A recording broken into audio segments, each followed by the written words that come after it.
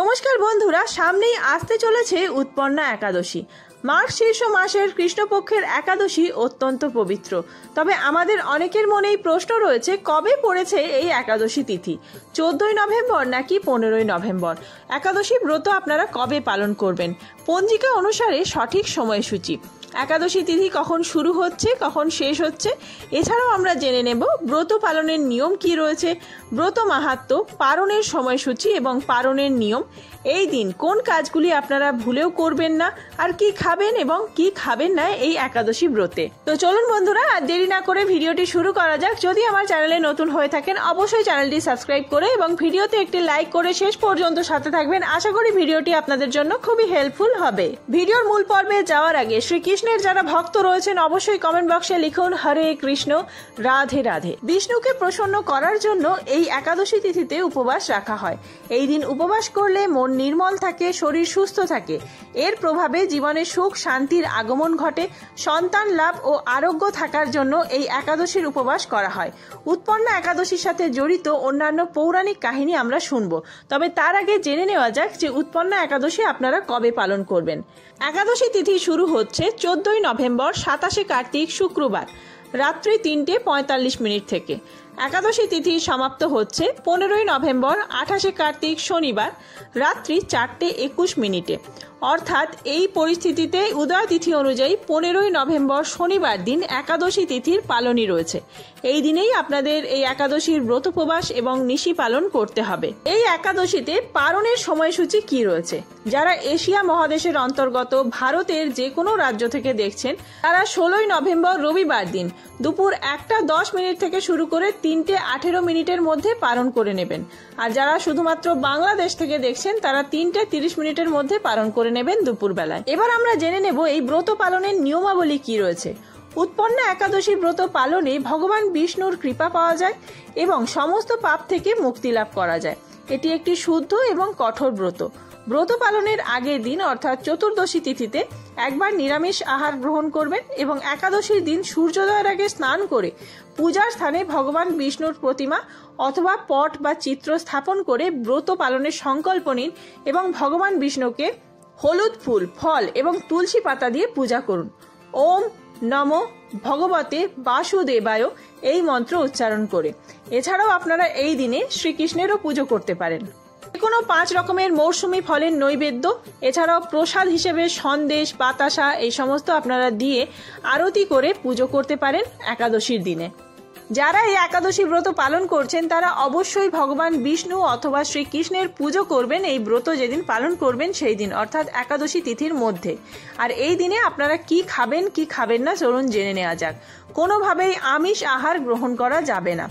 ধান জাতীয় সকল প্রকার খাদ্য যেমন চাল, মুড়ি, চিড়ে, সুজি, পায়েস, খিচুড়ি, চালের পিঠে, খই ইত্যাদি খাওয়া যাবে না।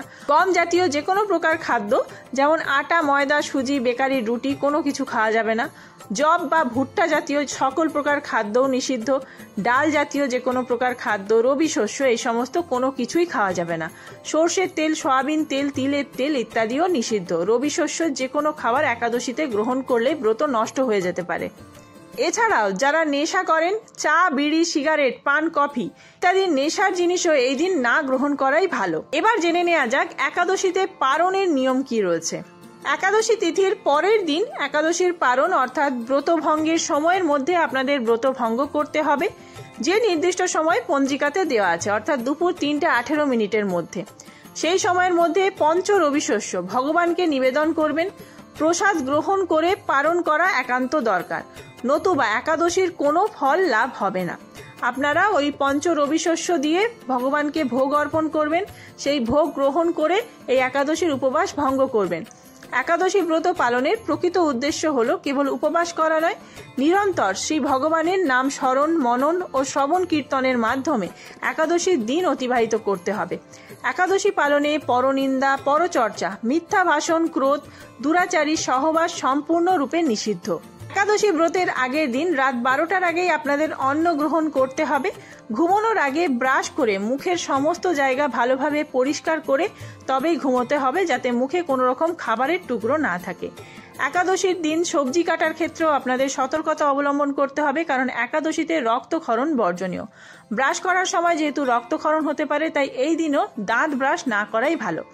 একাদশীতে চলমান একাদশীর মাহাত্ম্য, ভগবদ গীতা ইত্যাদি শ্রবণ করা অথবা কারোর মুখ থেকে আপনারা শুনতে পারেন, কিংবা ভক্তি সহকারে পাঠ করলেও হবে। যারা একাদশীর প্রসাদ রান্না করেন তাদের 5 ফোড়ন ব্যবহারের সতর্কতা থাকা উচিত, কারণ 5 ফোড়নে সরিষার তেল ও তিল থাকতে পারে, যা একেবারেই বর্জনীয়। একাদশীতে শরীরে প্রসাধনী ব্যবহার নিষিদ্ধ, তেল, সাবান, শ্যাম্পু ইত্যাদি বর্জনীয়। এই দিন নখ কাটা, শেভিং করা, চুল কাটা ইত্যাদি নিষিদ্ধ। অনেক খাবারই আপনাদের খেতে নেই বললাম, তবে কি কি খাবেন? শাকসবজির ক্ষেত্রে আপনারা সবুজ শাকসবজি গ্রহণ করবেন না। আলু, মিষ্টি আলু, রাঙালু, কুমড়ো, পেঁপে, গাজর এই সমস্ত জিনিস সেদ্ধ করে আপনারা খেতে পারেন। খাবারে আপনারা এই দিন নর্মাল লবণের পরিবর্তে সৈন্ধব লবণ ব্যবহার করবেন। এছাড়াও ফলাহার করতে পারেন, দুধের তৈরি যে কোনো জিনিস, ছানা, দই এই সমস্ত খেতে পারবেন। এবার আমরা শুনে নেব এই একাদশী তিথির ব্রত মাহাত্ম্য কথা সংক্ষেপে। পুরাণ অনুযায়ী একদা বিষ্ণু ও মূর নামক রাক্ষসের যুদ্ধ বাঁধে। ক্রমাগত যুদ্ধ করে যাওয়ার ফলে ক্লান্ত হয়ে পড়েন বিষ্ণু, তাই বদ্রিকাশ্রমে একটি গুহায় গিয়ে বিশ্রাম নিতে শুরু করেন। বিষ্ণুর পিছু নিয়ে বদ্রিকাশ্রমে পৌঁছয় মূর রাক্ষস, কিন্তু সেই সময় গুহায় ঘুমিয়ে পড়েছিলেন বিষ্ণু। নিদ্রামগ্ন বিষ্ণুকে রাক্ষস মূর হত্যা করতে চাইলে বিষ্ণুর শরীর থেকে এক দেবী প্রকট হন। মূর রাক্ষসকে বধ করেন ওই দেবী। এতে অত্যন্ত সন্তুষ্ট হন বিষ্ণু এবং বলেন যে কৃষ্ণপক্ষের একাদশী তিথিতে আপনার জন্ম হওয়ার কারণে আপনার নাম একাদশী রাখা হবে। সমস্ত ব্রতের মধ্যে তোমার ব্রতই শ্রেষ্ঠ হবে। আজ থেকে প্রতি একাদশীতে আমার সঙ্গে তোমার পুজো করা হবে। যে ভক্ত একাদশীর উপবাস রাখবে সে সমস্ত পাপ থেকে মুক্তি পাবে এবং স্বর্গ লাভ হবে। আর যেই একাদশী তিথিতে এই একাদশী দেবীর উদ্ভব হয়েছিল তা হলো এই পবিত্র উৎপন্না একাদশী, যেই একাদশী মাঘ শীর্ষ মাসের কৃষ্ণপক্ষের একাদশী উৎপন্না একাদশী। ভিডিওটি শেষ করছি। ভিডিওটি হেল্পফুল হয়ে থাকলে বন্ধুদের মধ্যে অনেক বেশি শেয়ার করবেন, লাইক এবং কমেন্ট করে জানাবেন ভিডিওটি কেমন লাগলো। ধন্যবাদ। খুব তাড়াতাড়ি নতুন ভিডিও আসছে।